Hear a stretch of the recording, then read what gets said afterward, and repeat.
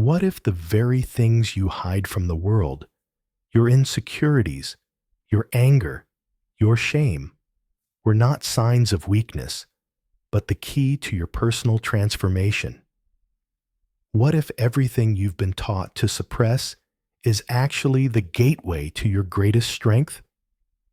Carl Jung, one of the most influential psychologists in history, didn't just explore the mind, he dove into the abyss of it.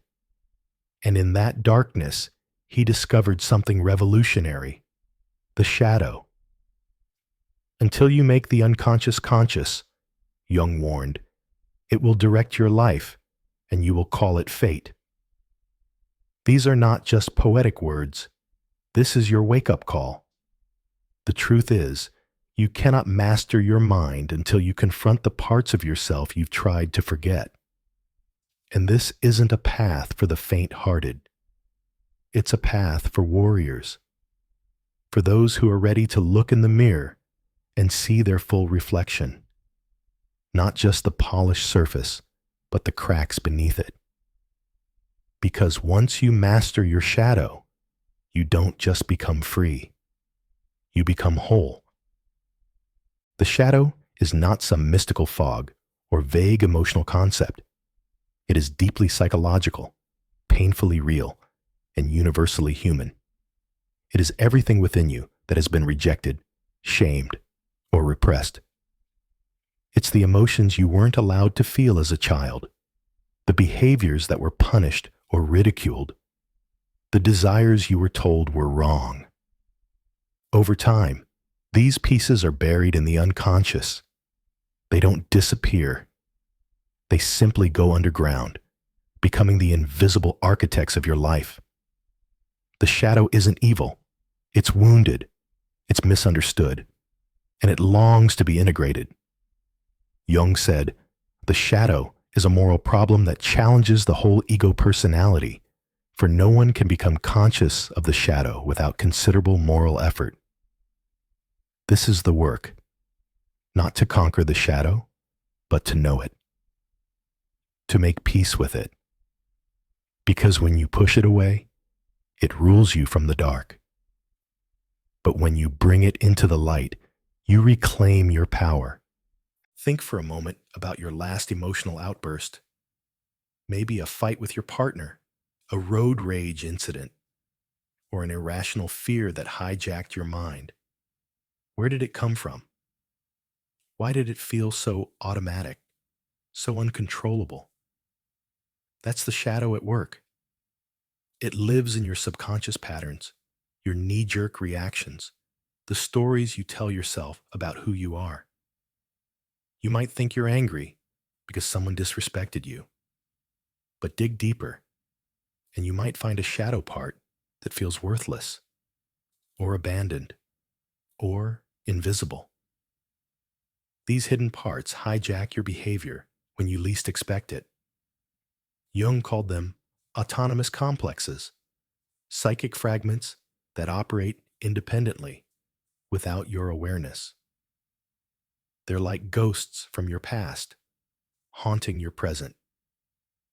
You don't see them, but you feel their presence.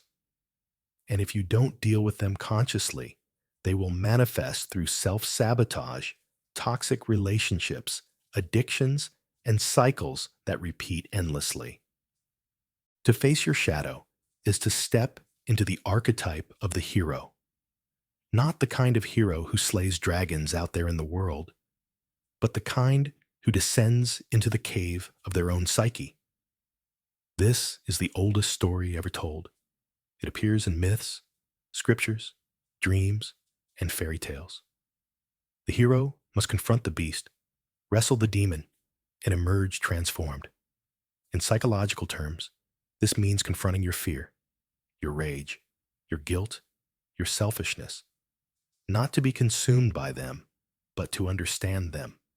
Jung wrote, "One does not become enlightened by imagining figures of light, but by making the darkness conscious."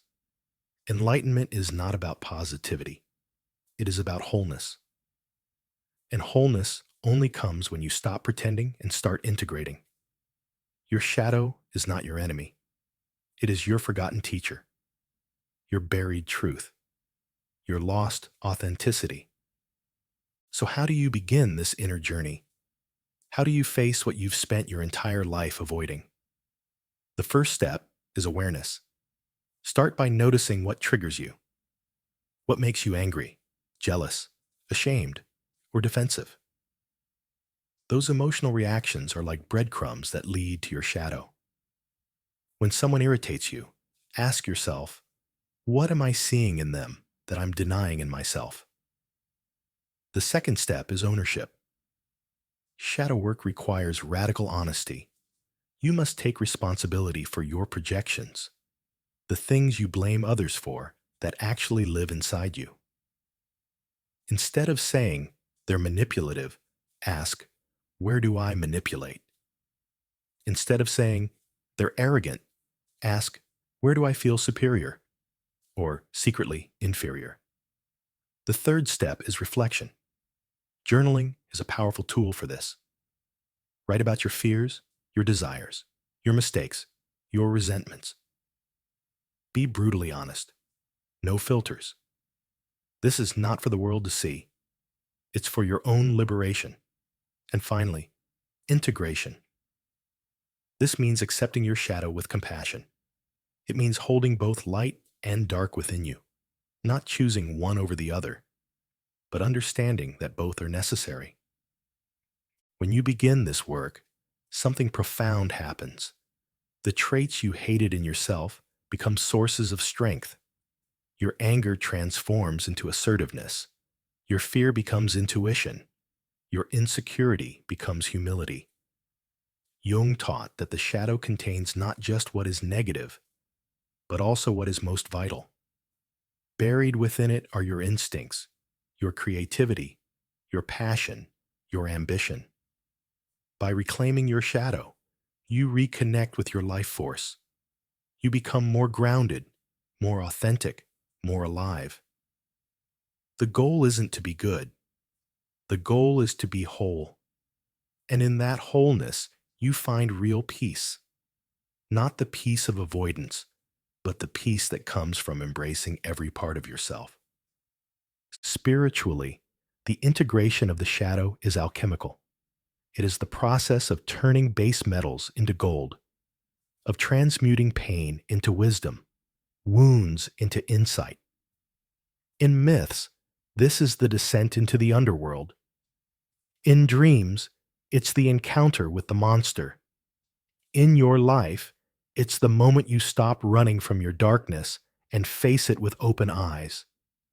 Jung saw this as essential to individuation, the process of becoming your true self, not the self you perform for others, but the deep, sacred self that has always been there, waiting for you to come home. When you integrate your shadow, you stop judging yourself and others so harshly. You see through the illusions of perfection. You understand that everyone carries pain. Everyone has a shadow. And that connection begins not in the light, but in the shared darkness.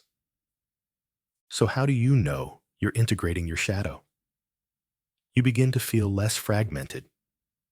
You stop reacting so intensely to external events. You become more emotionally intelligent. You set better boundaries, not out of fear, but from clarity. You no longer need to be liked by everyone because you've made peace with yourself. You forgive yourself more easily. You become less ashamed, less defensive, less fake. You show up more fully, not as a perfect version of yourself, but as a real one. And in that authenticity, people trust you. They feel safe around you because you're not hiding. You're not pretending. You're not controlled by your unconscious patterns anymore. You are conscious. You are aware. You are powerful. The shadow is not a curse. It is a compass. It shows you where you've been wounded, where you've been split off from your truth. It's not just the darkness in you. It's the gateway to your transformation. Every trigger is an invitation. Every emotional reaction is a message. Every fear is a threshold. Jung said, "The most terrifying thing is to accept oneself completely." But it's also the most liberating. Because when you accept yourself, you stop being controlled by the need to be accepted by others. You stop chasing validation. You stop living from fear. You start living from truth. You might be wondering, is this shadow work ever finished? The honest answer is no. It's not a one-time event. It's a lifelong practice. But with each layer you peel back, with each truth you reclaim, you come closer to the core of who you are. You come home to yourself. And that is worth everything. You were not born to live in fragments. You were not born to suppress, to hide, to conform. You were born to integrate, to awaken, to become whole. So if you've made it this far, take this as a sign. Your shadow is calling, not to punish you, but to free you, not to hurt you, but to heal you. It is time to stop running, time to turn inward, time to face yourself with courage and compassion. You have everything you need inside you. You always have. Master your shadow, and you master your mind, because the real battle is not out there. It's within, and you are ready.